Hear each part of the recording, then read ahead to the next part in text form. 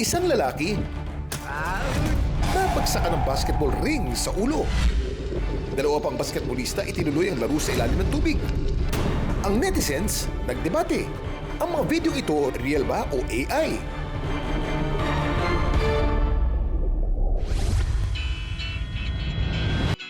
Sa Malapascua Island sa Cebu, nakilala namin ang isang lokal na parabang isang sirena. Hindi dahil may buntot siya, kundi dahil sa dalas niya nakasisid sa ilalim ng dagat.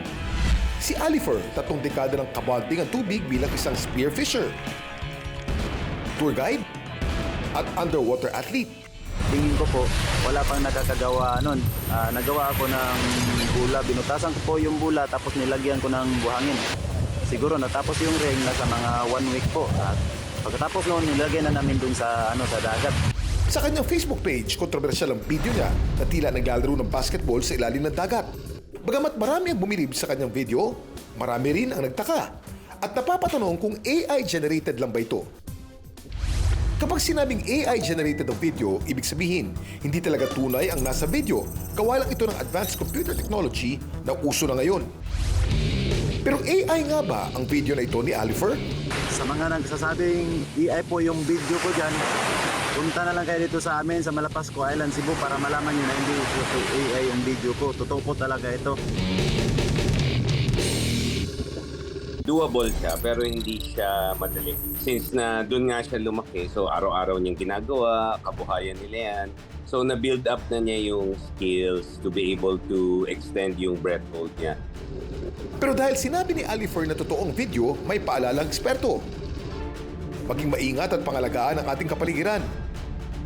Yung pag-set up noon, yung paglagay ng cord, yes, impressive. Pero lahat yun kasi, meron ding impact dun sa natural environment kung saan yun sinet up. In those fragile environments, di mo alam kung ano yung na-disturb mo dun eh. Ang pag-iingat hindi lang sa underwater basketball, pati na rin sa normal basketball dito sa lupa. Ayon sa National Safety Council na based sa United States, patuloy na tumataas ang bilang ng injuries na related sa sports at recreational activities. Si Cyrus isa sa mga nakaranas ng injuries na ito nang bumagsak ang basketball ring sa kanyang ulo. At hindi raw ito AI, ha?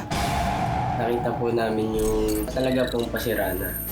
Kaya naisipan po namin paglaruan. Tapos sa akin po, ako po yung minalas.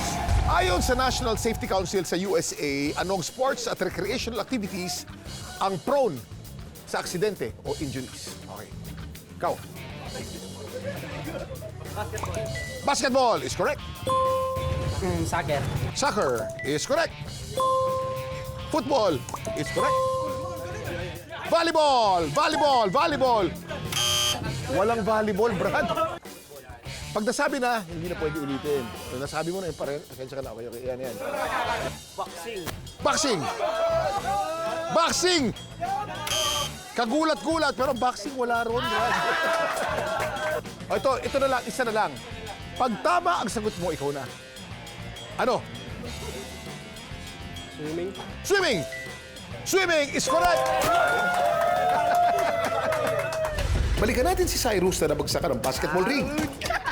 Mabuti na lang daw at kasama nila noon ang coach nila na isang registered nurse. Nabigla lang naman daw. Wala naman daw pong galos yung ulo kong sugat. Tinanong niya rin ako kung nahihilo ba ako. Ang sabi ko naman po hindi. Ang peligro sa bawat laro, hindi AI at totoong-totoo. Kaya ingat.